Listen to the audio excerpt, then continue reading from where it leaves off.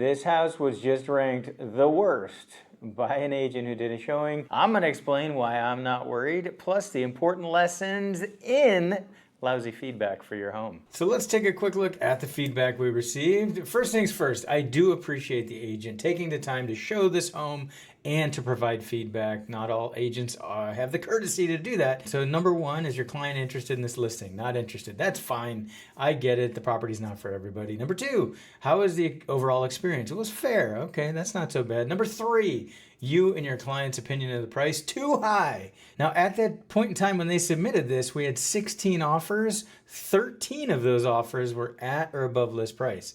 Number four, oh, it hurts. Please rate this listing. 5 is the best, 1 is the worst. You don't have to choose 5 or 1. You could choose 3. They went straight to the worst. So this is the worst listing. Number 5, comments, recommendation, good luck. Now, it's tough to tell exactly what they mean by good luck. Like, is it a, hey, good luck, you'll get this sold? Or it's like, yeah, right, good luck. Don't know for sure which good luck this is. So here it is in all its glory. This was a property that had been a rental for over 30 years. The owner was using a property management company because he was based out of state. He had them doing annual walkthroughs of the property and giving them reports. And he was completely shocked at the condition of the property. He hired us to help get the renters out, and then we had to get it cleaned up and trashed out so that we could sell this property. And that we did. So we had our photographer come in, and he's a good photographer, but it showed that this is a property that needed a lot of work.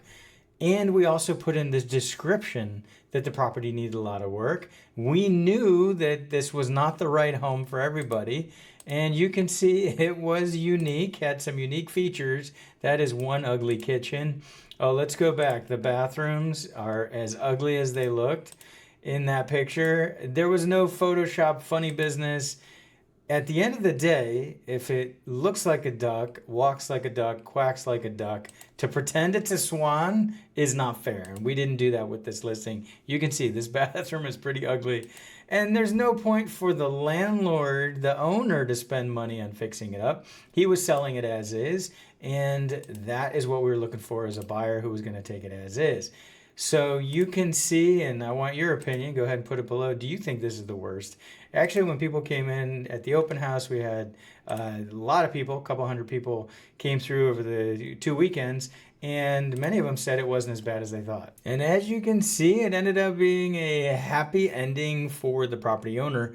The list price was on the lower end of market value, it was $849. We ended up getting a total of 20 offers, and it went for over $100,000 over list price, and that was in about 2 weeks. We take a little bit longer to sell properties. We want to make sure that we extract every bit of equity out of potential buyers for owners. So in about 2 weeks, we had it under contract, and it closed. So within a month, after taking possession and getting it cleaned out, the owner had $965,000 in his hands. Oh, would you have guessed that's the price? It's important not to take this feedback personally. Now, it's easy for me to say, right? I'm a real estate agent. Well, right now, I just finished remodeling my entire home to put it on the market to sell. I could easily be offended when people say, why didn't you do this? Or why did you do that?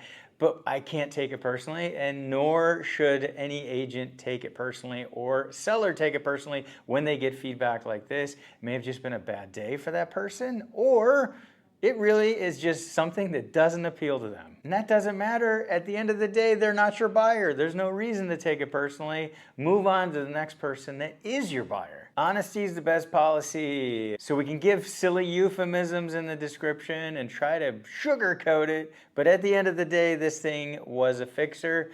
The other important thing when you have a fixer, in addition to showing it's a fixer, talking about the fact that it's a fixer, is also pricing it right, pricing it like a fixer. Now, this person who said it's the worst, this agent and the client still thought it was priced too high. And that's the other important lesson, and that is One person's trash is another person's treasure.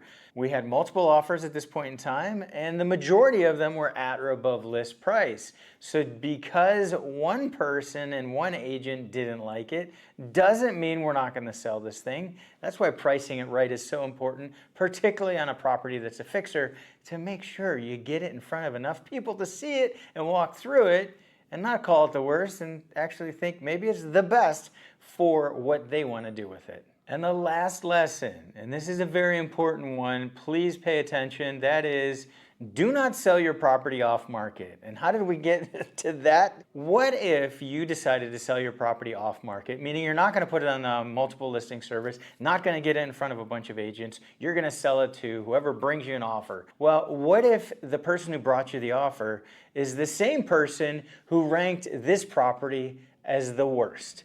That person was not willing to pay $850, and they're not willing to probably pay $8 for the property. That's the problem. If you sell off market, you don't know if you're talking to the person who thinks it's a 1 or the person who thinks it's a 5. The person who thinks it's a 5 is going to pay more. So the important lesson to understand is by selling off market, not exposing it to everyone, you may end up selling it for far less because you don't know which buyer you've stumbled across. You want to find the one that is willing to pay the most for this property, and you can only do that by spreading the word, getting it in front of everybody, negotiating hard, and ultimately accepting that offer that is the highest and most likely to close. That's how you do it. You sell off market and you don't know who you are going under contract with. And this same thing applies even if your house isn't as ugly as this one. Let us hear your stories below. Have you seen any properties that have traded for a much higher dollar amount than you would have ever guessed? Subscribe to our free weekly email newsletter so you know about properties coming, even if they're ugly. Thanks for tuning in. This has been Christian Walsh, real estate agent with Wire Associates, and we can't wait to hear from you. The next thing you need to know is in this video right here.